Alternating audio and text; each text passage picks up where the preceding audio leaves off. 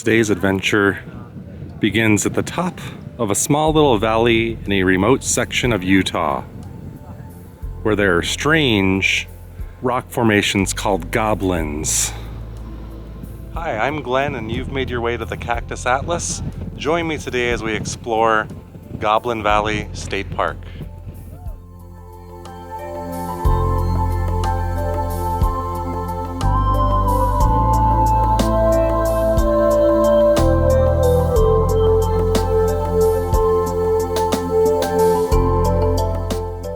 So let's start off here in Valley 1, one of 3 little valleys you can explore here at Goblin Valley State Park.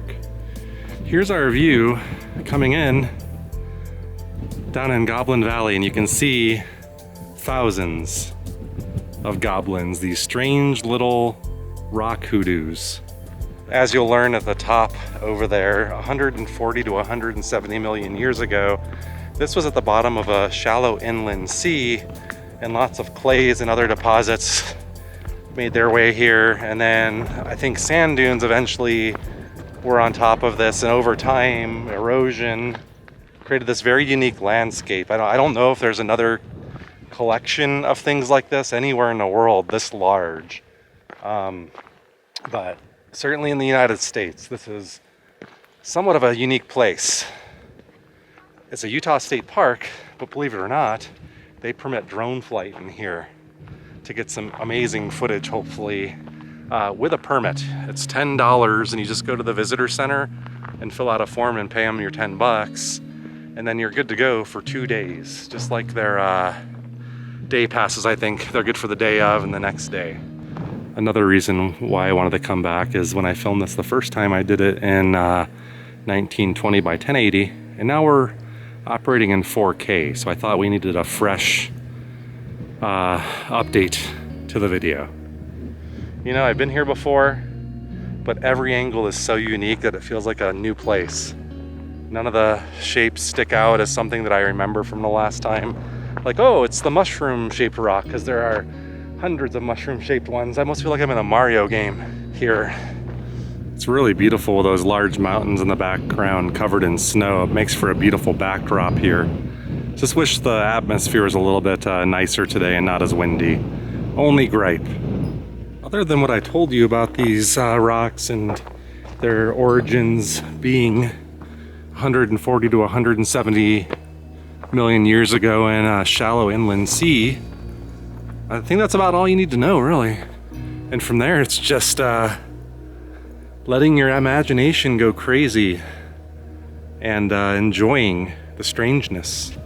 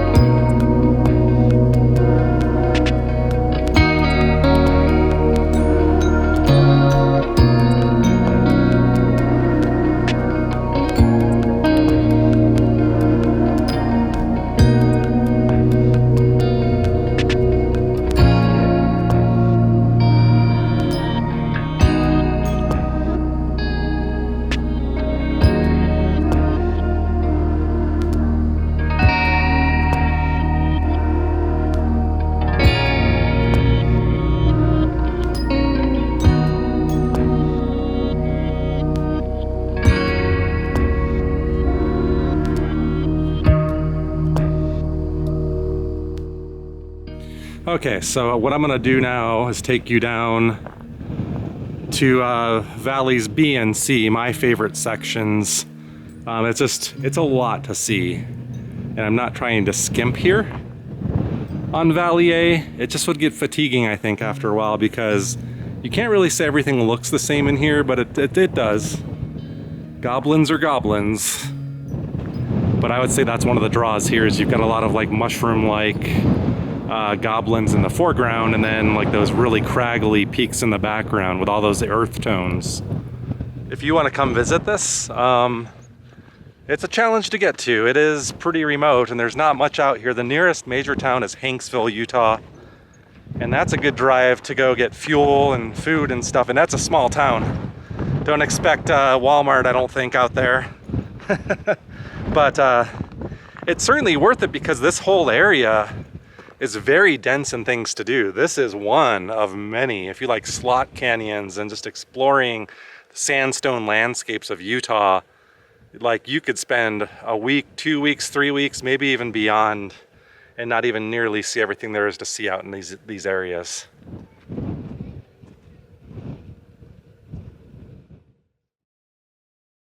Now I hope I don't botch it, but I think if you go down that way where those folks are walking into the left, I think that's Valley B. Kind of cuts around that way, and Valley C, I think, is that a ways.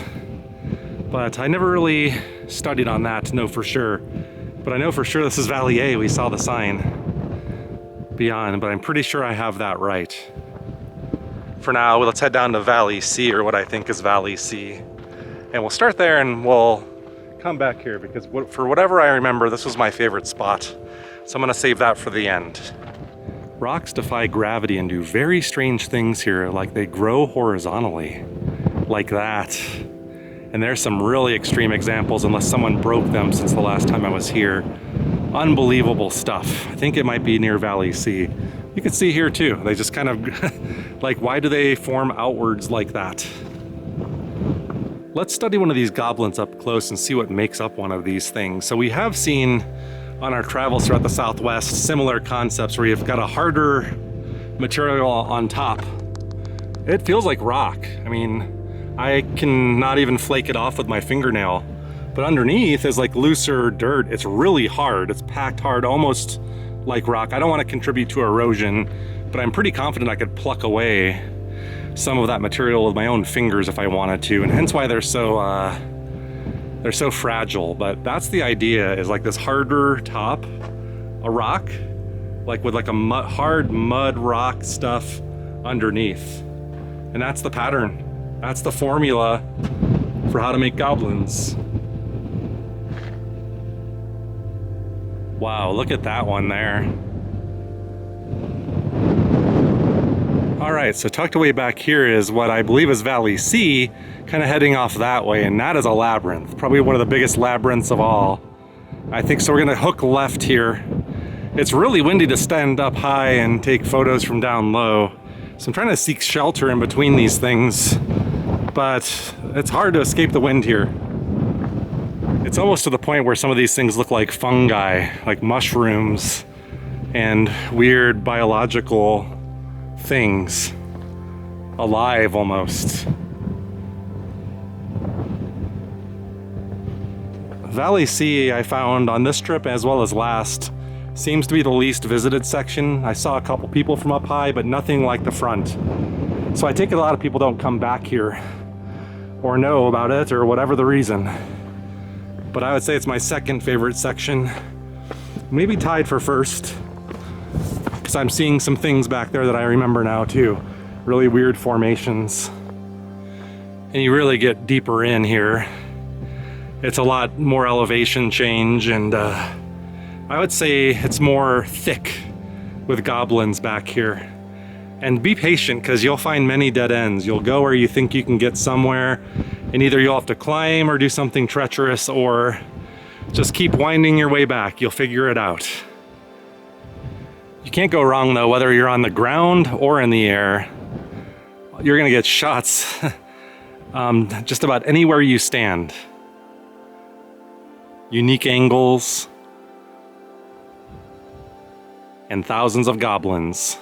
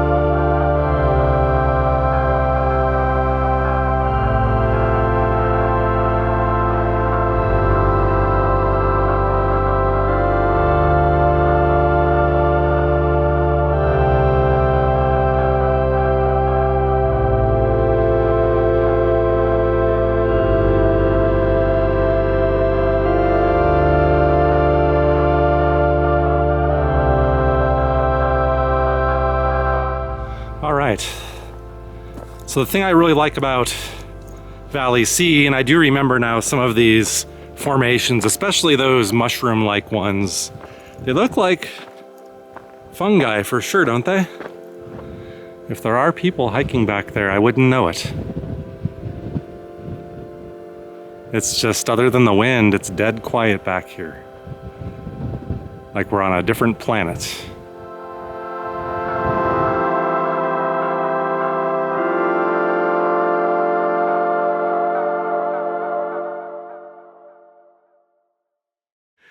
There are all these little washes here that I bet would be amazing to see after a heavy rain, water flowing out of here. That'd be quite a sight, but it would probably be muddy as all heck back here. And just so you know, you're walking through dirt here, and it's soft at times, so your feet dig into it. Just, you know, it's not hard rock. So I bet you it's a muddy mess after the rains. So Valley C, a maze and amazing. I bet you if you really wanted to, you could walk around that whole central thing. I wouldn't be surprised. You might have to squeeze through some tight places, but yeah, you can really get, don't want to say lost in here, because you can't get really that lost. All roads really lead back to the same place. All right, so Valley C, it's a pretty good look at it here. I don't want to fatigue once again. I think every area has something unique, but at the same time, something the same. So you got a good look at Valley C. Now I want to take you to what I recall being my favorite of the three. But now that I'm seeing that, I'm kind of wondering, how could anything be better than this? So I guess depending on how hardcore of a Goblin fan you are, I bet you most people would kill a couple hours to a half day exploring back here. Probably more like a couple hours. It's really up to you. It feels, if you feel like you got a full belly by exploring the first couple valleys, it's definitely worth it, as you saw, to see some of those really unique features back there. But it all does kind of blend in after a while. So there's really nothing wrong or right about how you want to attack it. It's all up to you. Seriously, how is that even possible? I mean, wonder what you call that. Somebody has to have a name for that one. How long is this thing? It's like a serpent. If it's not already called the serpent, I am trending towards that. Wow. That is amazing. I love this.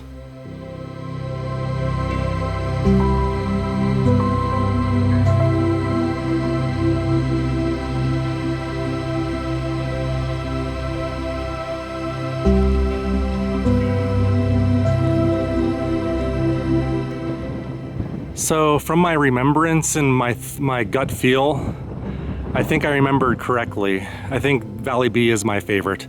I already see why it is. It's the verticality of everything and the backdrops. You have like layers there. So I remember being very photogenic. Really excited to get the drone up.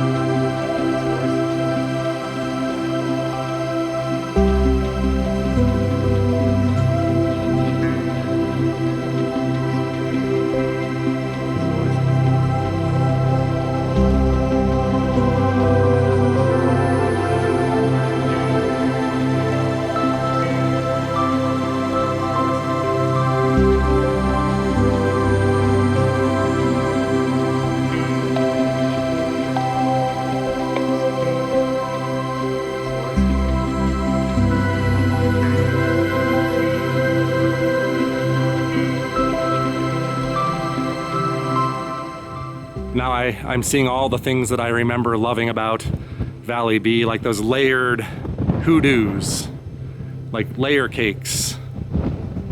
That's what I'm gonna call them from now on. And I am so hungry. That's making me hungry to say that too. Yeah, I'm glad I saved the best for last, for myself and for you guys. But here we are, like right at the, I feel like if this was a castle, Bowser's Castle, like this would be the front entrance. And I'm gonna tell you the truth when I say this. I am enjoying this 10 times as much as I did the very first time, precisely because of the drone rule. I'm a kid in a candy store.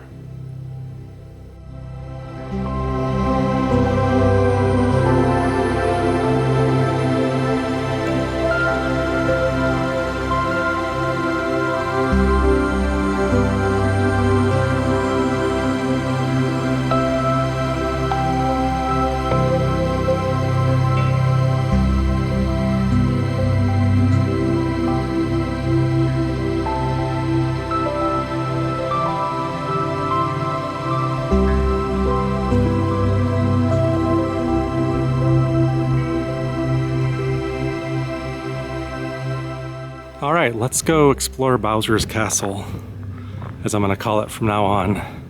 Enter the front gate. And you can see Toad is here. Many toads, whatever the toad species is. Ooh, and there's that thing. I'm so glad I found it. This is a highlight for me from last time. Isn't that strange? How? Why? Thank you, nature. Almost looks like a swordfish or something, or I don't know. Another serpent, perhaps. But that name's already taken. I'll leave it up to the audience here. You guys have to come up with a name for this and put it in the comments, and it'd be fun to see what people come up with. Look at that picture moment. Ratchia. Yeah. So what is the bluish gray stuff made of? Any earth science buffs out there?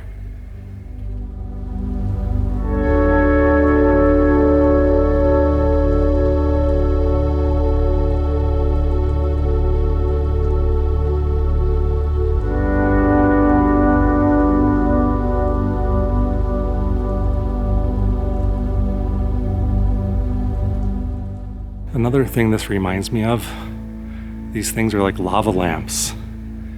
Can you guys dig it? Do you see it? Lava lamps, anyone? It almost has some of the Cathedral Gorge vibes happening back here. But I still like to look at this as like a chocolate dessert, like fluffy mousse in between chocolate wafers with some kind of ornate thing on top. Another thing I like about this area that we've called Bowser's Castle is that if you just follow that wash, and there's a really well-marked trail and it's easy to navigate, you just kind of go with the flow, and it's a good pathway so far. What's this here? Oh yeah, see what I'm talking about? Like, are these dead ends? It looks well traveled. Whatever it is. Actually, that's not difficult to get through there. But for sake of time, there are always places you have to leave unexplored. So I'm leaving this clue for you. When you come into Bowser's Castle, I need you to report back to me in the comments what lies beyond and what I missed.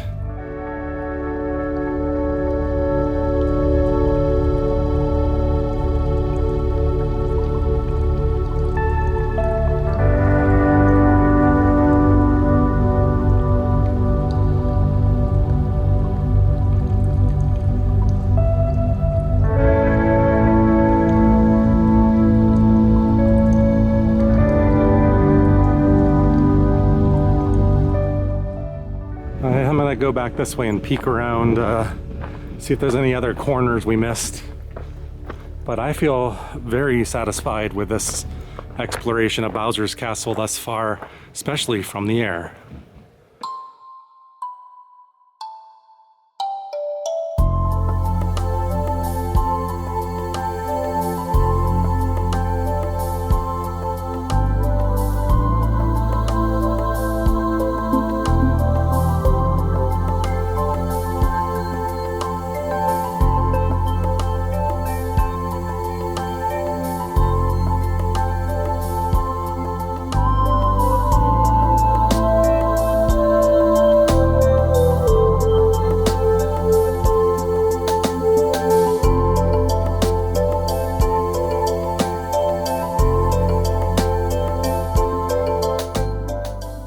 Ooh, exhilarating stuff.